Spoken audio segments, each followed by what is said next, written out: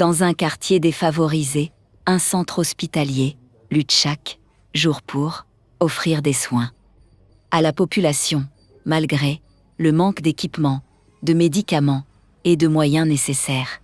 Tandis que de nombreuses familles dépendent de cet établissement comme dernier espoir. Dans notre quartier, il n'y a pas beaucoup de centres de l'État. Je crois que nous n'en avons qu'un. Alors, c'est-à-dire, c'est par rapport à ça. Et croyez-vous, si d'autres personnes vont chez l'État avec, par exemple, 50 $, je crois que d'autres métiers peuvent le refuser. Et nous savons mis avec le quartier, tu crois qu'un ami, et tu as joué avec lui qui souffre, par exemple, alors pour un cas surgical, tu ne vas pas le laisser. Alors maintenant, nos équipements, nous avons tant de difficultés par rapport à nos équipements, même sur le plan chirurgie. Alors c'est ainsi que nous faisons les efforts. L'endroit que vous voyez ici, alors vous voyez à la fois, nous jouons les cas, c'est-à-dire c'est une salle de la consultation. Mais lorsque ça demande que vous opérez la personne, comme nous manquons l'endroit, nous sommes aussi des locataires, nous n'avons pas notre parcelle pour aller faire d'autres salles d'opération, d'opératoire plutôt. Alors qu'est-ce que nous faisons? C'est-à-dire il faut que nous évacuions tout cela que vous voyez. Alors, nous avons tant de difficultés, nous évacuons tout ce que vous voyez ici, et si que vous installez, vous allez opérer la personne, après savoir terminer à opérer, ainsi que c'est celui-là que vous allez encore remettre aussi les choses qui étaient sur les endroits. Et maintenant, nous mettons aussi un petit pharmacie des secours. Et nos quartiers, nous savons qu'il y a des insécurités. Alors, pour que tu sors pendant 3 heures, 1 heure du matin, tu n'auras même pas ce temps-là parce que tu as aussi peur, tu as aussi besoin de ta vie. C'est ainsi. Nous sommes au Camp Luca, et précisément sur l'avenue Lonzo, quartier Lonzo aussi. C'est-à-dire, nous sommes sur l'avenue Lonzo, quartier Lonzo, que d'autres personnes appellent quartier 4. Notre centre, ça s'appelle Centre médical La Résurrection. Alors, les responsables de notre centre, c'est Nzolamé Sotunga de Carlos. Alors, ce qui est le responsable de notre centre. Nous avons aussi avec 4 infirmiers, ainsi que 3 infirmières, des techniciens de laboratoire, ainsi que des chirurgiens qui viennent s'il y a un cas opératoire. C'est ça, mais nous avons tant de difficultés vraiment, comme vous voyez ici. C'est ainsi que j'ai voulu que vous entrez aussi à l'intérieur. Malgré tout cela que nous faisons les efforts par rapport à nos hygiènes, mais il y a toujours des difficultés que nous rencontrons sur le terrain. C'est ça le problème quant à moi. Et nous cherchons aussi les hommes de paix, du cœur, ainsi que de bonne foi, même les partenaires que nous disons, même ceux qui prient, même ceux qui ne prient même pas. Parce que pour aider la personne, il ne faut pas demander que tu pries. Alors, si une personne veut nous aider, même par des lits, même par des pinces, même par des microscopes, même par d'autres choses qui vont nous arranger, même par des produits, même par l'argent, on va prendre ça.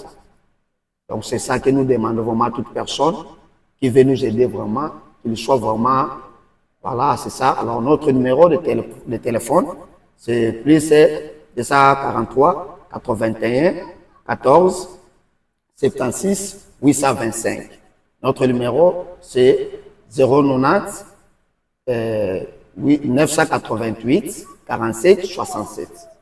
Donc c'est ça vraiment, nous sommes à chaque jour parce que nous travaillons 24 heures sur 24. Donc c'est ça vraiment, je tiens aussi à vous remercier de passer dans notre institution sanitaire. Merci beaucoup. Oui, les exigences, ça ne manque même pas. Et surtout les cas des accidents. Et nous sommes tout près de notre prince, que nous appelons Macadam.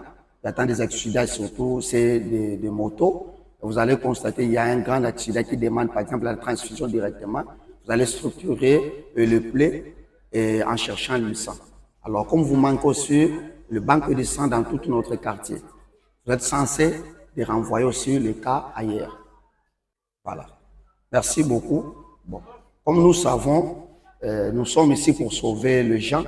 Alors nous supportons toute manière de travailler.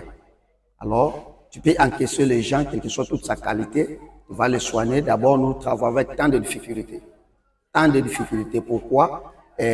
Si tu pars quelque part, par exemple, dans d'autres quartiers, et tu vas savoir, d'autres personnes reçoivent le patient avec une fiche, par exemple, une fiche qui coûte 10 $, 15 $, 20 $. Mais nous sommes dans le quartier dont nous sommes pauvres. C'est-à-dire, tu vas recevoir toute personne qui vient, même avec 10 000, avec 7 000, avec 8 000. Pourquoi? Parce que nous savons que notre but, c'est pour sauver d'abord les gens. Alors, nous travaillons avec tant de difficultés parce que les gens n'ont pas d'argent, ainsi que si les gens viennent, avec ces 10 000 là que tu as donné, c'est-à-dire que tu vas faire les efforts aussi. D'acheter ne fût-ce qu'un petit rien comme paracétamol pour sauver d'abord la vie d'une personne. Va chercher, si la personne a la diarrhée, va chercher toujours de manière pour que tu fais que, pour que tu calmes même d'abord cette ambition-là de la diarrhée. Mais souvent, vraiment, c'est ça. Bon, d'abord, nous voyons dans ce monde, ce qui est nécessaire, c'est de l'argent. Si nous avons l'argent dans nos mains, vous pouvez faire tout dans notre structure, ainsi que toute personne peut être soignée donc d'une bonne manière.